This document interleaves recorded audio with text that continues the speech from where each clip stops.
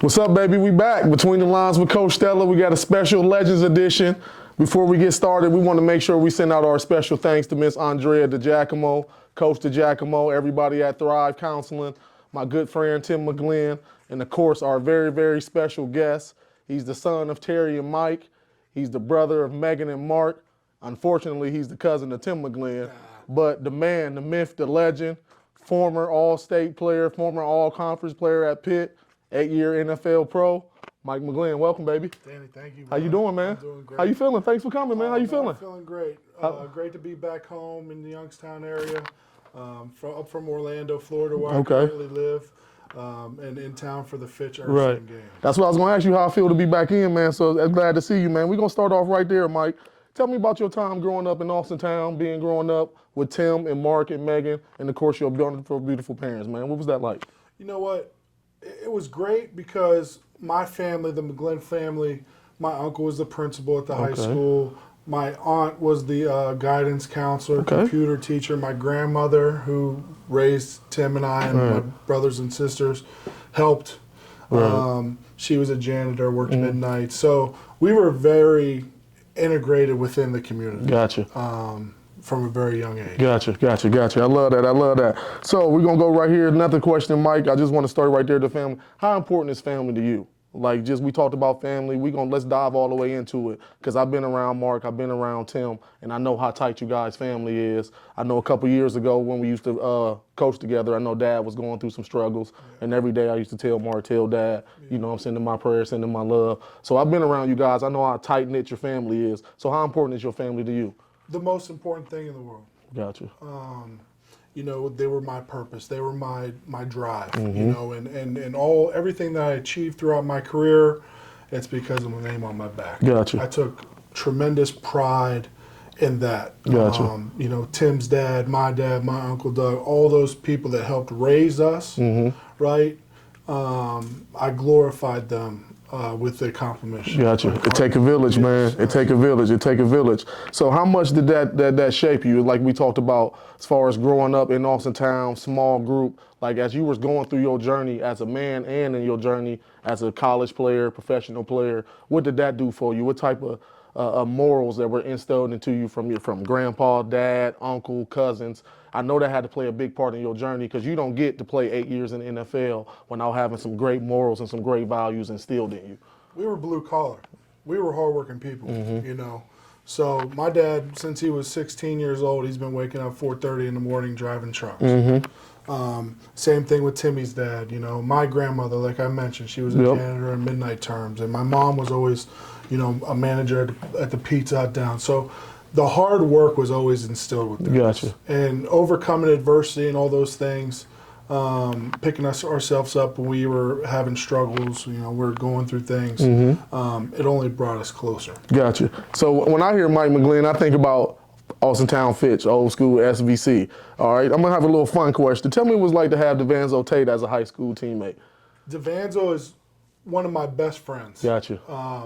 And if you have 5 in life, you live a good life. And DeVanzo is one of those really close friends of mine.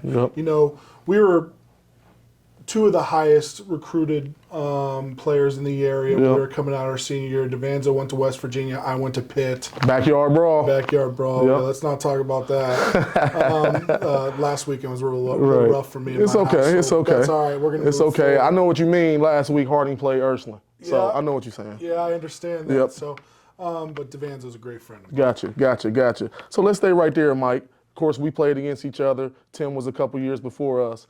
When we talk about them old school SVC days, what come to mind? What you feel? Give me that vision in your mind, because I try to tell my son and some of the kids that are around us, and they looking at me like, I don't care. But I don't think they get it. Like, it's still good football. You watch Fitch, you watch Ursuline, you watch South Range on a lower level, you watch Canfield last year. It's still good football, but I don't think it's nothing like that old school SVC. So tell me about them old memories from the SVC, man. The things I remember is, honestly, we played against each other, hoops, football, 5th grade, 6th grade. We were doing all those things all the way growing up. So there was a lot of building of those rivalries. You know, we knew what, you know, I knew Danny Stella, what he brought to the table as an 18-year-old wide receiver and a senior. So that was the, you know, as you look at the Valley now, those were the golden days. Absolutely. You had, Ursuline was always competing for state championships. Warren Harding was competing for state championships. And we had a lot of great battles. Football. And I always tell people, Mike, of course our senior year we lost in the state championship. I know you remember this, but a lot of people don't. We only beat you guys 10-7. Yeah. Week 10. Remember we played in the Mud Bowl. Yeah. That was old school. You guys was double wing. Back in the, I hated playing y'all. Yeah, I wanted to be pretty. I wanted to be a safety and get interceptions, but I had to come walk up on the ball. Yeah. We had the eye discipline. Coach McD losing his mind. Yeah. So I don't think that's how tough the SBC was. But keep in mind, I hated playing in that offense. I mean, because the stacked eye, triple wing. It's 11 bodies. Yeah, 11 bodies right there. Yeah, absolutely. It was a playing in a phone booth. Absolutely. But for us, we always battled. Right. Let's talk to the kids a little bit, Mike. Something I want you specifically to touch on, because ever since I've been knowing you, been a big kid. But like you said, first time I seen you was playing basketball. Yeah. Light on your feet, getting rebounds, can't get around him. Can we talk to some of the kids that get discouraged because they're a bigger guy and they may not want to play offensive line or defensive line? Can you talk to them kids about how, number one, how important those positions are, but more importantly, how it's okay to accept yourself. Mm-hmm. And the basketball and baseball and all them things can help you become an NFL lineman at some point. So can you talk to some of them kids? Because I work with a lot of kids, and you see kids discouraged. We had a football camp, and I'm like, look, man, it's okay to go down there with the big boys. Mm-hmm. They gonna have fun too. They gonna eat too. Mm-hmm. But it's a lot of kids discouraged, and it ain't a lot of good people that can come back and talk to them. So can you speak on that, Mike? Well, I was just at a freshman football game between Austintown Fitch and Ursuline, and just the kids coming up to me because sometimes I forget about that. Right. When I come back in town and kids look at me like, oh, he played in the NFL. Right. That's Mike McGlynn. Right. My son's 11 years old, just started playing football. He's playing center. Okay. Right. And it's like, I want to play tight end. His favorite player is Travis Kelce. Can't go wrong with that. Good friend of mine. Right. And Travis, a great. I was like, yeah. Man. Shout out Travis Kelce, another Ohio guy, Northeast Ohio, baby, Cleveland Heights. Absolutely. So for him, it's just, hey, how important is it to be one of the 11? Right. Right. And then being able to, teach them the skills, because it's easy to go out and throw the football around and catch the football, throw the football. That's one of the best things for me. I was always playing basketball, always throwing, playing quarterback station, throwing the ball. So just to be active, right? Get them out, have them compete. Right. I don't care what it is, it's just compete. Right. And as you grow, mature, and come into yourself with the confidence and all those things, you see the growth. Absolutely. And it's our job, like guys like yourself, working in the community, being those influencers. We talk about social media influencers right now. It's a social media world. But coaches, we need to influence our youth to keep them, help them, mold them, keep them on track, and move forward. That's big. Kids, I hope y'all listening to that, all right? So let's transition to your pit days. Hail to Pit, baby. Mike Phillips just left Hail to Pit. Two-part question for you, Mike. What was it like going through the recruiting process? And again, speaking to kids that's going through it, can you give them a couple things from your opinion, from your mindset, you think they should be looking for when it comes to picking a school?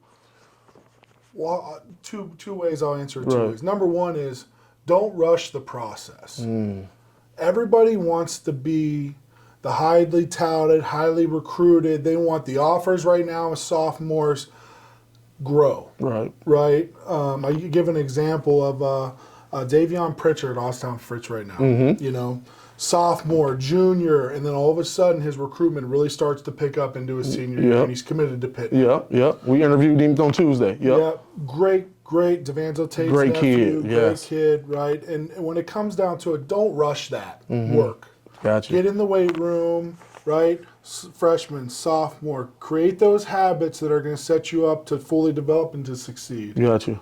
I think that's the biggest part that I would encourage. And then above all, in this day and age, it's really a business type of mindset. And with recruiting and the landscape of recruiting and the way it's changing and evolving, be light on your feet. Gotcha. And take advantage of any opportunities that give you the best, put you in the best position to further yourself. Gotcha. That's when you know you got a great guest because he kind of segued into something I was going to get into. So I'm going to skip this next question and go into something else. What's your feelings about NIL and where the state of the college football is right now? I know you wish you was still in college right now, but I think it's some good and some bad to it. But just kind of what's your thoughts on it, Mike, on the NIL and everything going on? I think we're clouding the judgment because of potential earning power, right? We're looking at money as the first thing in a lot of situations. And I understand that because a lot of situations, people come from poverty-stricken areas that they need that. Exactly. But for me, and very much like how we grew up, if it was me listen, money would have been a factor for us. Right. Because my family were working their tails off, paycheck to paycheck, to put food on the table. You just said grandma was a janitor at the high school. Grandmother, my mom, my father, you know. So for me, you want to make sure that NIL doesn't cloud your judgment into the situation you put yourself in. Got you. For success. Got you. What's the right fit? Who's going to develop me? What's the opportunity playing wise? Because once you get to college and you prove it on the field and you start producing, that's when you maximize your value. Absolutely. Coming out of high school, that's really...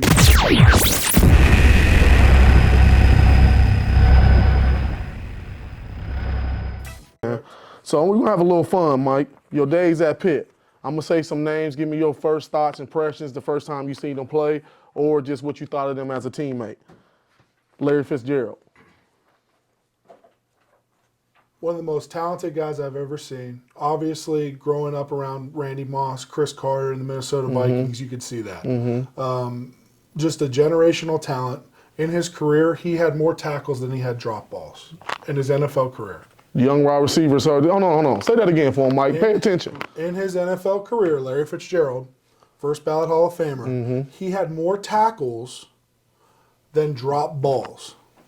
That says it all. That's practice, that's preparation, that's working his craft. Yep. He got robbed out of the Heisman Trophy. Yes, he did. White got it. He should have been the Heisman Trophy. Absolutely, I totally agree with you, Mike. Darrelle Revis. Came into Pitt as a Mr. Football in Pennsylvania, 2-3-star recruit, and one of the most driven guys I've ever met. Nobody would outwork him. He was constantly, he had the mindset to always get better. Gotcha. And being around Ty Law, Sean Gilbert, a lot of those guys DNA-wise that made it in the NFL from Aliquippa, right? Tony Dorsett, some of those names. You could tell mindset-wise that he had that edge in his upbringing. Gotcha. Shady McCoy, LaShawn McCoy. The most dynamic player with the ball in his hands I've ever been around. Yes. When people ask who's the guy that you had the most fun blocking for, I said Shady McCoy. Nice. Because he created that environment and that enthusiasm that I'm eating because you guys are eating. And it made you feel as one. And a lot of times when you're in the NFL, and I played with him at Pitt, and then in the NFL with the Philadelphia Eagles, a lot of you don't. That's very special and very unique. Gotcha. I know he wasn't there long before he transferred, but Joe Flacco. Joe was in the same recruiting class as me, same dorm mates in that area. Joe was very talented, rocket arm, and a Super Bowl MVP. Now, him not being able to get on the field at Pitt is a different story. Yes, I understand. I understand. Lastly, this is my guy, Mike Phillips. Mike Phillips was a gritty, tough safety that got the most out of his athleticism and his talent, and he had that 1-2. Yes. Right, and he overcame a lot of adversity at Pitt with one of the nastiest injuries I've ever seen in my life. Absolutely, yeah, I remember that. A compound fracture in a couple places, and bone was sticking out of the skin in Nebraska. I remember that like it was yesterday. But he was my roommate. We were thick as thieves, close. One of the best teammates I've ever been. Gotcha. Last question before we get off the Pitt subject. How you feel about the current state of the program? Not the backyard brawls, but just kind of as a whole over the last couple of years. How do you feel about the Pitt program and the current state of it? 2 years ago, coming off an ACC championship. Last year, had a good 9-win season. This year, we talked about earlier, the landscape of NIL and called the transfers and portal and all else. that. Yep. We have a 6-year senior quarterback that's been in a couple different places. Now he's with us.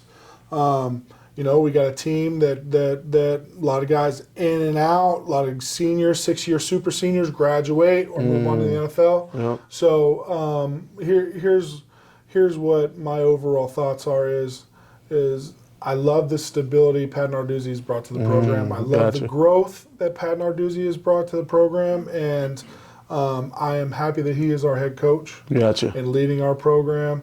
And I think, currently where we're at, sitting 1-2, I think he'll move forward and continue to take the program on a upward trend. Shout out to Coach Narduzzi, another Valley guy, baby. Good job, Coach. Keep it up. Let's transition to the NFL, Mike. Simply, 2 questions. What's going through your mind when your phone rings, and when you get drafted, what's going through your mind? For me, it was a super emotional moment. It was amazing. A dream come true. We all grew up in the same area, same circumstances for the most part, and to make it to the NFL, get that call, my first thought was, thank God, I've worked for this. And then my next thought is, okay, now that I'm here, I get my foot in the door. I got to go work my tail off to be able to make it happen. Gotcha. They always say it's easier to get there and it's harder to stay. You know what I mean? So congratulations again to everybody don't know, 4th round pick of the Philadelphia Eagles, Andy Reid, Joe Banner, all them guys were a great brain trust. So anytime they pick you in the draft, no matter what round, what pick, that's an accomplishment, Mike. So congratulations again, maybe. All right. So I ain't gonna say all the names, Mike. I'm doing my research. You done played with some of the best players to ever play, and you done played with some of the best personalities that ever been in the game of football. So I'm just gonna say a name. Give me a story. You can just tell me how you really feel about the guy. If it's a guy who got a bad outside perception and you want to, kind of want to put out there that ain't true, whatever you want to say, I'm gonna say some names and you just give me what you want to give me. Andrew Whitworth. A constant professional. Gotcha. Adam Pac-Man Jones. One of my favorite teammates of all time. I mean, Pac-Man was hilarious. Some of the story, he's just a personality, but he's a great teammate. We really got along great. Gotcha. Brian Dawkins. Brian Dawkins is one of the most unique characters I've ever experienced as a teammate. Gotcha. I mean, put it this, Brian Dawkins, we talk about flipping a switch, right? But his switch was he's a superhero. Wolverine, right? He was Wolverine. Right. So he had a whole locker next to his locker with action figures. So he had 2 lockers. 2 lockers, right? Brian Dawkins, number 20 here, Weapon X. And Weapon X I love it. Every single action figure superhero that you could ever imagine. Gotcha. And when I walk in as a rookie, I'm like, the hell's going on in here? But nice. Shout out to B-Dawg. Yeah. Mike Vick. Love him. Mike Vick was amazing. That's one of the guys that gets a rap, because of what he went through as a young man. And I can tell you what, to overcome adversity and to strategically rebuild the perception of him. Right. We all go through things in life that people that are not in our shoes will understand what we were going through, the environment we grew up in, everything else, this, that, and the other. But Mike Vick, when he got brought to Philadelphia, he rebuilt that perception for himself. Right. And what he had to do, so love Mike Vick. Gotcha. Drew Brees. You're talking about first ballot Hall of Famer, one of the best leaders of all time. We talk about leadership. Leadership's not always verbally, right? You knew where Drew Brees was schedule-wise every single day. 6:30 a.m., he's in the film room breaking down on a Monday, 1st and 10. Right? And through the week, boom, Thursday after practice, it's 3rd down, blitz pressures. But he was a great teammate, a great father, just a great business, just a winner. Right. A winner. Right. And another guy that had to overcome adversity. Gotcha. Last one, Travis Kelce. Listen, I'm in Jacksonville. Here's the thing about Travis Kelce. I'm in Jacksonville on Sunday, Chiefs versus Jaguars. Right. Sideline passes from my best friend, Rick Coulter, who's the head athletic trainer for the Chiefs. Okay. And Pitt grad. And Kelce's coming off a knee injury, my son's favorite player. He's got his jersey on, signed from a couple years ago when me and Timmy went to the Steelers playoff game. And he takes his helmet off, warming up, pat and go, comes over. He's, jacking up the Kansas City Chiefs fans. Energy's crazy on the NFL Sunday. And he sees me, and he's like, my nickname's Greasy. Okay. Like, Greasy! Right. He runs over, gives me a huge hug. And, my son, dads are like, we tell stories, right? Exactly. Kelce's my boy. Uh-huh. But in that moment, he saw, dang, my dad's really friends with him. Right. And my son started bawling, crying as soon as dope. he realized that. That's And that dope. emotions in sports is one of the coolest things I've ever experienced as a father. Right. To have my son be able to meet his hero. Gotcha. And as I'm walking around town, coming back in town for this game, right, Ursland Fitch, and my cousin Tim is defensive coordinator for Ursland. Yep. And obviously I'm wearing an Irish sweatshirt right family. now. It's family. Family. Right?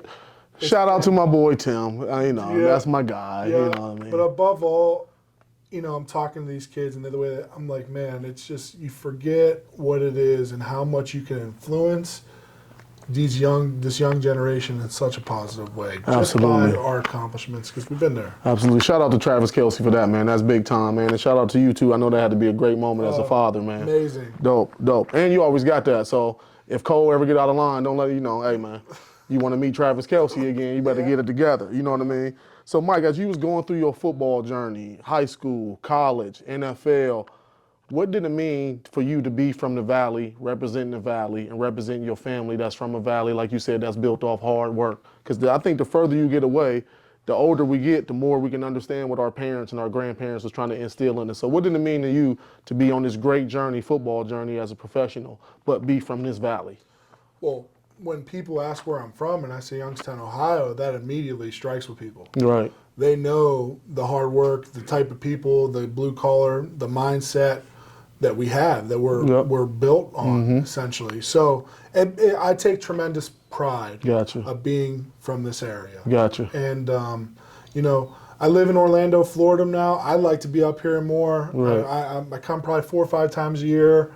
But to help influence kids in this area is something that's going to be on my mind in my future. Gotcha. To make sure that I could be a light towards people and kids and motivator that you can achieve your dreams. Right. I can tell it's in you, Mike, man. You're going to do some big things, all right? So this next little thing I call is just called Pick One. It could be your favorite. Maybe you played with him. You played against this guy. You just think he a beast, or you got the utmost respect. So I'm just going to pick one. Defensive tackles, Aaron Donald, Fletcher Cox, and Ndamukong Suh. J.J. Watt. I got him on the next one, but okay. I got him on the next one. So I already know the next answer. We already know the answer for the next one. No, go ahead. No, go ahead. Above all, Aaron Donald. I played him my 7th year in the league. It was his rookie year.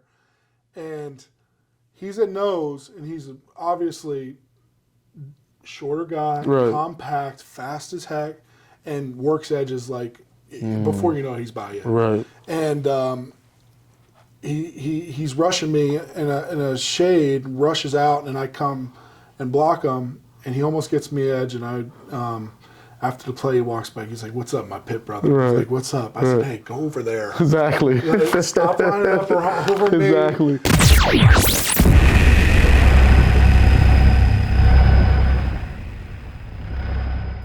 I'm not trying to look stupid today. Right. But Aaron Donald. That's dope. Generational. Right. Defense Player of the Year. Yep. First Pallet Hall of Famer. Does so much for his community and the University of Pittsburgh. Yep. Proud to be a Pitt man. Yep. And he's amazing. Shout out to Aaron Donald on Pitt, baby. Next one we know is J.J. Watt. Von Miller, J.J. Watt, Khalil Mack, Julius Peppers. Speak on J.J. a little bit. I played against all those guys. And Right. J.J. Watt was a battle every time I played against him. Played in the same division. Played him in the playoffs his rookie year. Same division when I was with the Colts. Played against him a lot. Such a great athlete. 6'6", long arms, hard to get a surface on him, very shifty, very talented. And like you said, very talented and great athlete, Mike, because we all know how great of a defensive lineman he was. But the thing that always impressed me watching him was his ball skills. Yeah. Like to be able to rush, you throwing it and get it all hands. Yeah. Right here, so. Well, he was a tight end at Central Michigan, right? And then a walk-on at the University of Wisconsin. Played defensive tackle there and developed by one of the best D-line coaches in the country, Charlie Partridge. Who's currently at the University of Pittsburgh. I was just about to say that. Yeah. Yep. So coached well and obviously in his DNA. Gotcha. Next one, centers. Jason Kelsey, Alex Mack, Marquise Pouncey. Jason Kelsey.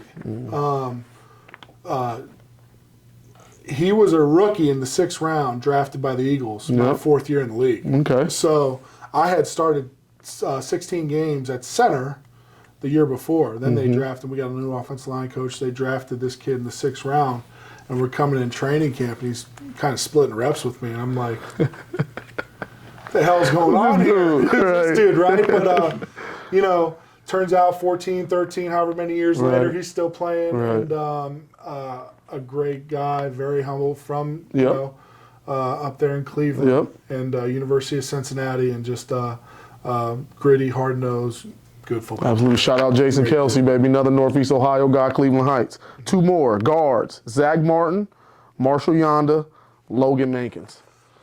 Zach Martin is generational talent. You're talking about all these guys. I mean, Zach Martin is big, could run, very powerful, and obviously one of the highest paid guards in the NFL. What do you think the number one thing he do well, Mike? Because he's a future Hall of Famer. Yeah. So if you had to pick one thing Zach Martin great at, what would you say? Great feet. Sets with his angles, strikes with proper posture in the pass game, and finishes blocks in the run game. Really coached well at Notre Dame. Gotcha. Henry Heinstead, I believe, was his coach. And if I messed that up, I apologize. But I don't really talk about Notre Dame guys. I gotcha. Last one, quarterbacks. I think you play with all 4 of these guys: Donovan McNabb, Andrew Luck, Alex Smith, Drew Brees. Well, I mentioned Drew. I'll talk about all of them. Right. Drew Brees is the 6 foot. Talented, smart, all those things. Great leader, I already mentioned it. Yep. Andrew Luck, super talented. One of the most cerebral players that I've ever been around. Very intelligent, very smart. He was in the first training camp. He went through a rookie camp, and then we, as vets, had a mini camp in the offseason his rookie year. He knew the entire offense after 1 week. Wow. Right? And he was coaching coaches about hots and sites within that offense. Yeah. It's pretty impressive. Yes. Donovan McNabb, listen, Don was a great dude. Love Don. Love his personality. Super talented. Dope. And then Alex Smith. Man, Alex Smith was a character. I loved Alex. Hard worker. Had to overcome all types of adversity in his career. Great man. Great father. Great teammate. Alex is a great dude. He ever jab you about the Fiesta Bowl? No. Okay. Yes, he did. He did. Yeah, listen. Yeah, Alex Smith bought us all TVs for Christmas when I was there. Big screen TVs. Okay. And I'm still waiting on that delivery. Gotcha. Yeah. Gotcha. Said he bought them, but he didn't, and that's kind of messed up. Gotcha. 4 more questions, Mike. I'm gonna get you out of here, baby. I ain't gonna take up all your time. We can take it. Best D lineman you ever played against, but 3-part. So the best D lineman you played against in high school, best D lineman you played against in college, best D lineman you played against in the pro. In high school, I'd say it was Keelan Dykes, defensive end out of Cheney, West Virginia. West Virginia. Played for a couple practice squads in the NFL, I believe. But now, Mike, y'all was on the Big 33 team together, right? Yeah. Shout out to Ohio, class of 2003, went out there and did their thing. Oh, yeah. Mike Phillips, you should have went and played, bro. Yeah. Should have went and played, Mike. Yeah. He should have. But Keelan was a great. But that's like anything, we grew up together. Right. So competing against each other, we had that, and we weren't like, it's before cell phone communication and all that, social media and all that. So there was a lot of rivalries. Right. There was a lot of tension. Like when we wanted to go, we were going at each other. And Keelan was a great player. Gotcha. Best D lineman you've played against in college? See, I played right tackle in college, and I went against some great speed, like Elvis Dumerville. Ooh, Louisville, right? Yep, Louisville had like 22 sacks his senior year, and one of those was against me. Also played against, Dumerville was amazing. Chris Long, first round pick out of Virginia, was a great player. Played about 10 or 12 or however many years in the league. So I think Chris Long. Chris Long. Before we talk about the best defensive lineman you played against the NFL, like, I'm sure I know, but I like to ask questions so hopefully the kids watching, they can learn. Is it harder to block them smaller guys like Elvis Dumerville, 5'11", 6 feet, 6'1", for a bigger guy like you, 6'5", 6'6", athletic? Is it always harder to block them shorter guys? Yeah, I mean, I don't have no surface area on them, really. Like Elvis Dumerville, Aaron Donald, those guys are compact, fast, twitch athletes. Right. But yeah, it's definitely an advantage. When the NFL went from this 12 personnel, two backs running the ball to spread often, like there was a time where Aaron Donald wouldn't have got picked in the first round. Facts. Right? I mean, he didn't fit the mold. They probably would have told him put on 20, 25 pounds. You're not tall enough. Right. Arms too short. Arms too short, all that nonsense, right? But here's my thing. As the game evolves, those specialty talents, the pass rushing talents, and all those things have really evolved with the game. Absolutely. I think you can almost say that about every position. A guy like Jason Kelsey playing center. Some of these running backs who really can catch the ball, they're more gadget guys. But if they'd have been playing back when we was growing up, if you won 215, 220, 225, if you couldn't tote this mail 25 times, they weren't interested. Maurice Claret types, you know what I mean? So, and then like he kind of got in as it was evolving a little bit. And you can kind of see like, okay, the game is switching a little bit. Yeah. I always wanted to ask somebody this, Mike. You reside in Florida now. Of course, you're from Ohio, born and bred. Can you compare the high school football, Florida and Ohio? Is it any differences? Is everything, any similarities, any differences to high school football in Florida compared to Ohio? Yes. You have the rivalries up here. It means it's in the blood. Right. You know what I mean? Up here. Down there, the game's different. The game's a little flashier. A lot of speed, a lot of skill. The linemen up here are better developed. Right? In the north. But when it comes to the game, I'd love for Ohio teams to go down and play Florida teams. I think we stack up great with them. St. Ed's and some of the teams up here in northeastern Ohio. And I'd love this as the game is continuing to grow with teams going from traveling to playing these ESPN games and playing games from out of state and this. I think Ohio sticks up really good against teams across the country. And Glenville just went down and played IMG. And the people going to look at the score and see they lost 28-6. But if you read the article and listen to how the coaches from IMG talked and how the players, they gave the Glenville program the utmost respect. 28-6 against the IMG Academy does not happen a whole lot. That's what I'm saying. That don't happen, Mike. And down in Bradenton, Florida, IMG, and they blow teams out of the water. Yes. Okay, and it's Glenville to go down there, and I think that's great. I mean, it only battle tests you. Absolutely. And that'll, a learning experience, but they gain confidence and everything else growing up, going through the season and into the playoffs. Absolutely. So I think that'll bode well for Cleveland Glenville. And then even like on the bigger picture, because he dealing with a lot of inner city kids, to get them on the plane out of the cities, that might be some of their first time being on the plane, getting out the city, kind of seeing what it's like. Oh, this is what it's like when I go to college, if I'm lucky enough to make it to the NFL. So shout out to Coach Gann and the Glenville program. Coach, you're doing a good job. Next question, Mike. You currently coaching as the run game coordinator for the XFL Orlando Guardians. How much fun is that for you, and do you see yourself being the coach long term? Yes. Yeah, I mean, the passion that I have for the game is a fire that burns hot. Right. So for me to get the opportunity to coach in the XFL is a tremendous opportunity for me. Since retiring from the NFL and down in Florida and just living a retired life, coaching high school football, but when you're on that stage in the NFL, you always crave for that stage. It's something else. It's electric, right? So for me and the opportunity with the XFL, I'm really excited about it. Number one, to further develop the game, right? And to give the people, the players that are chasing their dream for NFL, to make it to the NFL, to get the opportunity, to develop them, to sharpen their skills, to give them, to better help them achieve that goal is something that I'm excited as heck about. Right. And you know what? For a guy like me that played 8 years in the NFL with 5 different teams, about 60 to 70 starts in the NFL, I relate with all these guys, right? Because they look at me just very much like these young kids look at me like, he's been there. He's been there. Right. Like, I started for 5 different teams, right? And that knowledge and everything that I have from my career, the experiences, the good, the bad, the learning experiences that I had, to be able to pass that down to help others, I'm excited about it. That's awesome, Mike. That's awesome, man. I could tell you passionate, man. Oh, yeah. But it running y'all family, man. Mark and Tim, both great coaches. I could tell, I could see the fire in you, man. So keep going, man. Good luck, man. Last question, Mike. What's your biggest accomplishment?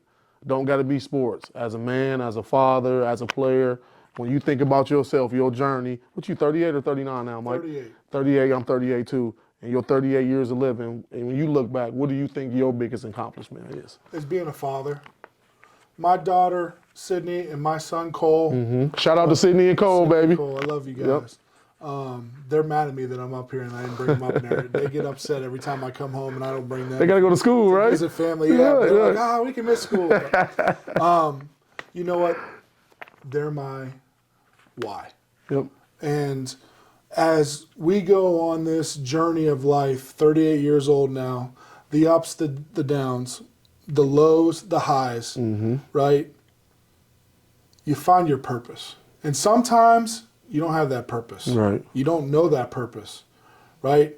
And I learned that 3 years ago, battling with some mental health, some depression, anxiety, that I needed to know that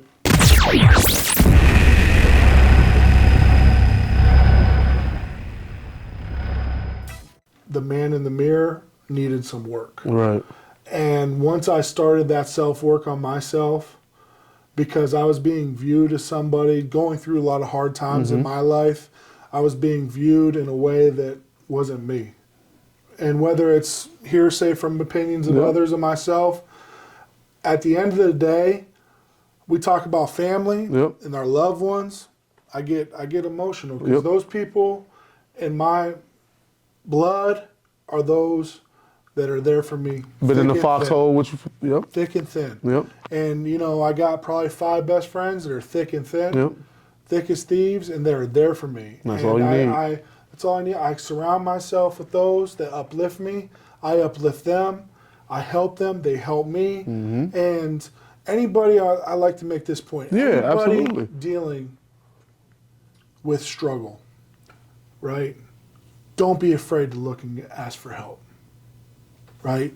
We talk about mental health, all those things that we speak about in your own way, right? Don't be afraid. You're not alone. Gotcha. And I think for me, realizing that in my deepest of lows, that, hey, I need help and I need to seek help and I'm going to lean on those that I trust, that are in my circle, and I'm gonna get through this. You're gonna be all right. I have the power, right? And they're gonna be my fire. And Sydney and Cole, they don't even know, right?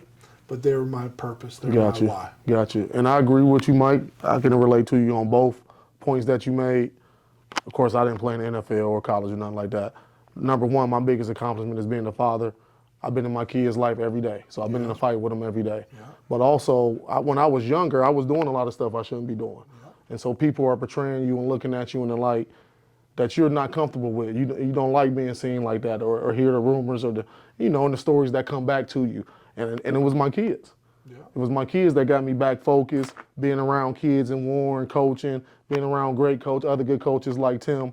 You find your purpose, you find your why. So I've been there, man. So that's big. I appreciate you sharing that on the show, man. Absolutely. And that's big, man. Last thing we do on anything we do, whether it's the Legends Edition or weekly pod, when we out, we give shout outs, baby. Look at the camera, shout somebody out, whoever you want to. 20 people, 30 people, 100 people, 2 people, whatever you want to do, baby. Shout somebody out. Listen, I'll give the shout out to everybody that had an influence, right, and that helped me on my path to achieving my goals. Absolutely. Right? Some of the best influences I have been coaches, right? Have been family members, have been friends, right? So at the end of the day, I won't name names, this, that, and the other. I won't go into that because we'll be here all night. Right. But I'll say, if you had a positive effect on me and you helped me grow, right, as an immature young man, right, and you didn't judge me because you knew who I was as a young teenager, right? Young teenager, trying to figure it out. Because guess what? At the end of the day, I could also have a longer list of the people that negatively, right, influenced or judged me or this, that, and the other. So a lot of people I could think of teachers that, you know, a lot of teachers will just kind of push you through, but the few that really said, "Hey, I'm going to help you," that sticks with you. So, so those people that helped me through my career and upbringing, thank you. And we appreciate you, man. And I was just telling Coach DeGiacomo before we started, he like just called me Lee, or I'm like, Coach, you're a coach. Yeah. Like once you're one of my coaches, or like you said, some of them teachers and from Little League on up, and I know you was in the fight with me because we grown now. Yeah. So we see it now because we're not gonna judge no kids. Y'all going through. They think they grown. They think they know what they're going through. But they was in the fight with us. They helped us out. So a lot of times, especially in Warren, where I'm from, people like, "Oh, you doing a good job," and I appreciate that. But I really don't like hearing it because all I'm doing is I'm doing what I should be doing. You're serving. I'm serving because a lot of people serve for me, and I wouldn't be here. So before we get out of here, man, special thanks to Mike McGlynn. Mike, I appreciate you, baby. Amazing. I hope you have fun, man. Yeah. Another special thanks to Miss Andrea DeGiacomo and the Thrive Counseling, baby, right here. My guy, Coach DeGiacomo, my boy Tim McGlynn for helping me put it together. Y'all gonna see the big boy kids. If you see the big boy around, the big dog, Mike McGlynn, don't be afraid to come up and ask questions. We know you're gonna ask for pictures and autographs, that's cool. But ask questions, learn, get better. That's what we're here for. Mike, I appreciate you, baby. Thank you, it was fun. Love. We out. We out. Good job, you